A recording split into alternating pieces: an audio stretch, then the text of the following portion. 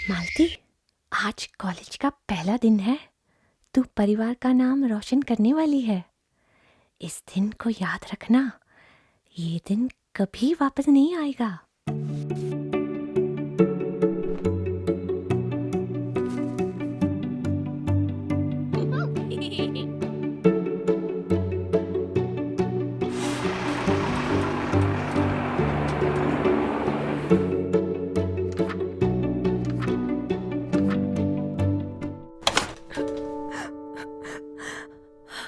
अरे आ गई तो मालती, जल्दी हाथ मुंह धो ले, मैं चाय बनाती हूँ तेरे लिए।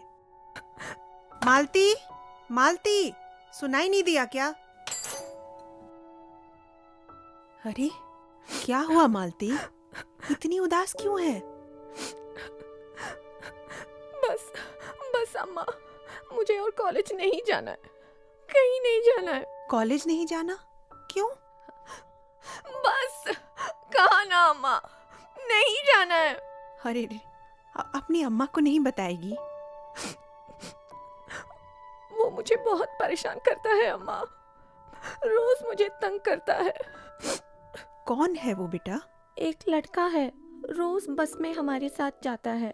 मैं जितना भी दूर बैठूं मेरे पास ही आ जाता है, उल्टे सीधे गाने गाता है। मुझे समझ में नहीं आता अम्मा, मेरी क्या गलती है?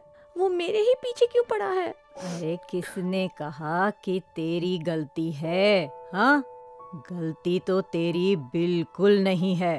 गलती तो तेरे माँ बाप की है। शुरू से कह रही थी कोई जरूरत नहीं लड़की को कॉलेज वालेज भेजने की।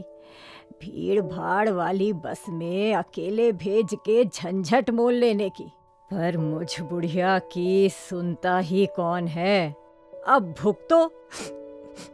हमारा या तुम्हारा किसी का कोई कसूर नहीं है, इसलिए तू कॉलेज जाएगी। हाँ। ऐसे लोग किसी को नहीं बख्शते। तू कॉलेज जाना छोड़ देगी तो वो कल किसी और के पीछे पड़ जाएंगे। अरे उनकी वजह से तू अपनी पढ़ाई क्यों छोड़ेगी? तो मैं क्या करूं अम्मा? चिल्ला दे उस पे। कभी कभी तो गुस्से की एक नजर काफी होती है। फिर भी तंग करे तो कंडक्टर से शिकायत कर। अरे पास आए तो कोहनी मार दे, समझी? ये सब अचानक नहीं सूझता अम्मा। कोई बात नहीं बेटा, सुन मेरी बात। कुछ दिन पहले सरपंच के दफ्तर से महिला संगठन की औरतों के साथ भारती देवी आई थी और वो औरतों की सुरक्षा के बारे में बात कर रही थी। कह रही थी कि घर पर हो या बाहर, सुरक्षा औरतों और लड़कियों का मौलिक अधिकार है। अच्छा, एक काम करते हैं, क्यों ना सरपंच के दफ्तर जाकर भारती देवी से ही बात कर ले? ठीक है? शाबाश, चल अब कुछ खा ले।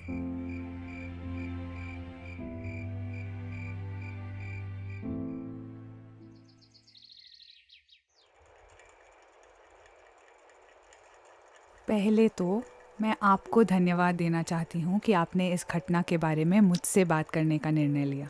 किसी के स्पर्श से, किसी की नज़र से, किसी के शब्दों से अगर तुम्हें बेचैनी हो या फिर परेशानी हो तो वो उत्पीड़न है मालती।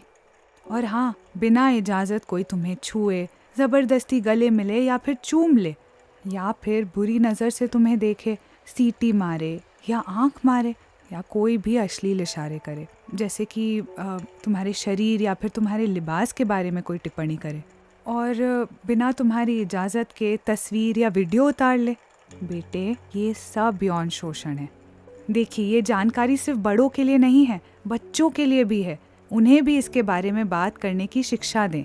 ज़्यादातर लोग तो ऐसी घटनाओं के बाद चुप रह जाते हैं, लेकिन चुप रहने से कोई हल नहीं निकलता ना। ऐसी घटनाएं फिर से घट सकती है और स्थिति और भी गंभीर हो सकती है। देखिए, बात करने से सहारा मिलता है, मन का तनाव भी कम हो जाता है और हम इसका हल भी ढूंढ सकते हैं ताकि ऐसी बदतमीजी करने वालों को रोक के हम मालती जैसी दूसरी लड़कियों की हिफाजत कर सकें। चिंता मत करो, हम तुम्हारे साथ हैं मालती। बहुत शुक्रिया मैडम। मालूम नहीं ये मेरे साथ ही क्यों हो रहा है। अक्सर ऐसी स्थिति में लोग सोचते हैं कि उनकी कुछ गलती है। ये बिल्कुल गलत है। ऐसी घटनाएं हम सबके साथ कभी ना कभी हुई हैं, और वो भी पूरा ख्याल रखने के बाद। तो ये आपकी वजह से नहीं हुई है। मैं कहती हूँ ये संकोच तुम अपने मन से निकाल ही दो। कुछ लड़कों को लगता है लड़कियों को छेड़ना, उन्हें तंग करना, ये सब मर्दानगी की निशानी है। शायद ये संस्कार उन्हें फिल्मों से मिले हों। वो क्या है ना, हमारे समाज में शोषण को आम बात बना दिया गया है। लड़की अगर ना कहे तो पहली बार में ही लड़कों को उसकी मर्जी की इज्जत करनी चाहिए। लड़कों को अपना रवैया बदलना चाहिए। इसकी जिम्मेदारी भी काफी हद तक माँ बाप की भी है। मन थोड़ा हल्का महसूस हो रहा है। अच्छा किया अम्मा, तू मुझे यहाँ ले आई। मैडम, ऐसी स्थिति से बचने के लिए हम कर भी क्या सकते हैं? देखो, पहले तो हम थोड़ी सावधानी बरत सकते हैं, जैसे कि सुनसान जगहों से दूर रह सकते हैं। रात के वक्त किसी मेले में जाना हो या फिर सुबह सुबह बाहर शौच के लिए जाना हो तो बस कोशिश करो कि टोली बना कर जाओ। और इस सब के बाद भी हमारी कुछ गलती के बिना ऐसी घटनाएं हो सकती है।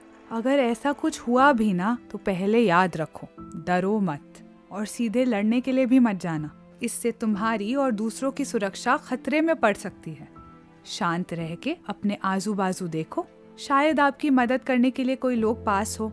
अगर लोग हैं तो जोर से छेड़ने वाले पर चिल्लाओ। जब लोगों का ध्यान उन पर आ जाएगा तो अधिकतर ऐसे बंदे डर के या फिर शर्म से चुपचाप निकल जाएंगे। अब समझो कि आसपास कोई नहीं है, लेकिन अगर हाथ में मोबाइल फोन हो तो जल्दी से किसी को कॉल करो और परिस्थिति के बारे में बताओ और अपना पता दे दो। मोबाइल को बिना कट किए बैग के अंदर छिपा दो, तो अगर मदद की आवश्यकता हुई तो आपका दोस्त या बंधु फौरन वहां आ सकता है, या फिर आप पुलिस को भी बुला सकते हैं। अगर आपके हाथ में ना कोई मोबाइल हो और ना कोई आसपास हो तो शांति और हिम्मत से उनका सामना करो। उन्हें याद दिलाओ कि वो जो कुछ भी कर रहे हैं वो गलत है और उससे गलत नतीजा ही निकलेगा। स्थिति को बातचीत से काबू में करने की कोशिश करो। अगर इससे काम ना बने तो हाथ में हमेशा मिर्ची का पाउडर रखो, और अगर कोई चारा ना रहे तो छेड़ने वालों की आंखों में डालकर वहाँ से भाग निकलो। और अगर ऐसी कोई घटना हुई भी ना तो इसके बारे में घर वालों को या फिर टीचर को, पंचायत के सदस्य को या फिर पुलिस को खबर जरूर करो। भारती देवी जी, बड़े अच्छे सुझाव दिए आपने। अगर पुलिस को खबर करनी है तो 100 पे कॉल लगाओ।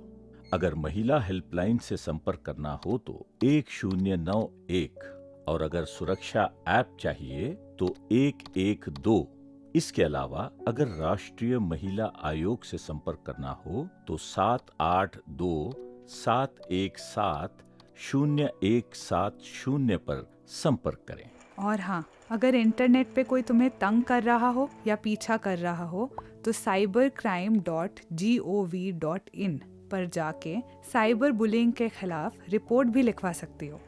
बहुत बहुत शुक्रिया आप दोनों का। हम ये नंबर लिख लेते हैं। मैंने लिख लिया अम्मा। बहुत बहुत शुक्रिया आपका। अगर कुछ मदद की जरूरत पड़ी तो आपसे जरूर मांगूंगी। हाँ हाँ, बेझिझक मांगिए। जरूर।